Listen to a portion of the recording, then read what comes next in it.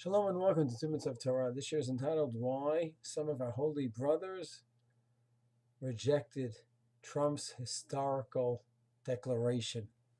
When one looks at the reactions of the people around the world and our own brothers, some are expected and some are surprising. The fact that the EU rejected the declaration and said it's dangerous, etc., no surprise. Turkey, of course, hosted the Palestinians and other nations in order to go ahead and blow off some steam about how disastrous it is. No surprise there. Iran, Hamas, no surprise there. Within the Israeli world, some very fascinating reactions, I think, some that could lead to some very important insights and understanding of our holy brothers. So most of the politicians, the Jewish politicians, of course, were very positive. Whether it's the Speaker of the House, Rudy Edelstein, who writes that Jerusalem was and will remain our eternal capital, but now there's also recognition. I certainly welcome you to President Donald Trump's admission. And everyone goes on. Aryeh Deri, the Shas chairman, also. Moshe Kachalon, the finance minister, as well. Isaac Herzog from the left. Lapid as well. Left center. All talk about it in such glowing terms, saying that Trump stated the obvious. Jerusalem is our capital. Fascinating to hear from the Knesset who was not so upbeat. Obviously the Arabs. List, that goes without saying. But who else? Some of our holy Haredi brethren. Listen to what some of them say. Deputy Education Minister Meir Porush from UTJ, United Torah Judaism, said Trump's declaration of Jerusalem as the capital of Israel will cost us dearly, and he will hurt us with his diplomatic plan. Better that we build in parts of Judea and Samaria and Jerusalem that need housing than a declaration that means nothing. Similarly, MK Israel Eichler, also of UTJ, he would rather have 1,000 homes for young couples in Jerusalem than one American embassy building. I hope that declaration will not cost us in the blood and terrorist attacks, God forbid, and that it will not strengthen our enemies. So I don't think this is surprising.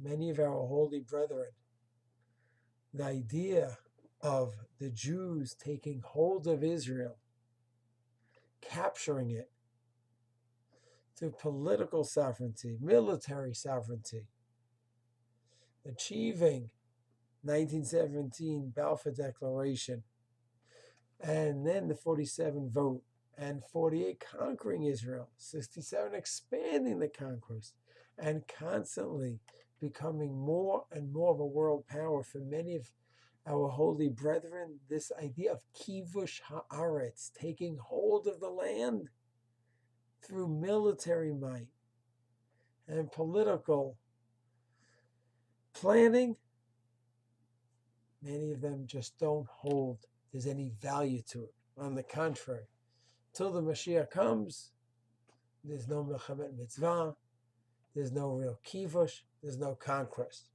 So therefore, once you hold that, so whether we're doing the kivush, the conquering, or American Trump partnering with Bibi is doing the kivush, or making a statement, the fact that Jerusalem is ours just doesn't speak to many of our holy brethren, where already for a century there's no great positive reaction because it's not a part of a grand mitzvah of kivush, of conquering Israel, because that doesn't exist until the Messianic era.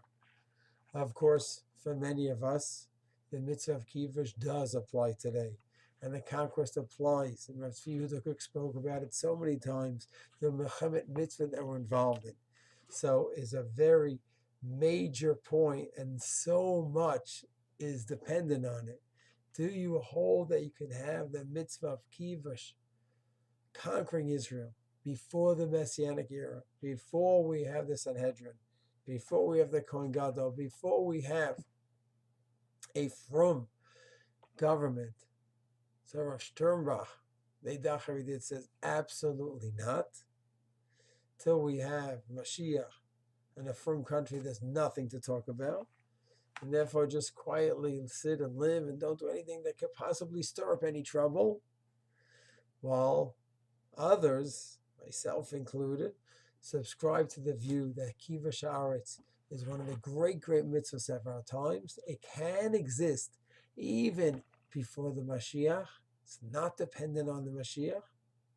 And therefore, once you hold by that concept, that there could be Kivush, conquest, and Jewish sovereignty, and that is a great bracha, one of the great blessings of our times, then this move of the embassy, whether it's the statement or the physical move, will not be looked at as an act of incitement, but rather as an act of kivush, of conquest, of solidifying our sovereignty over Israel, over Jerusalem, over the holy sites, and we look at that as a fulfillment of a great mitzvah. Shalom.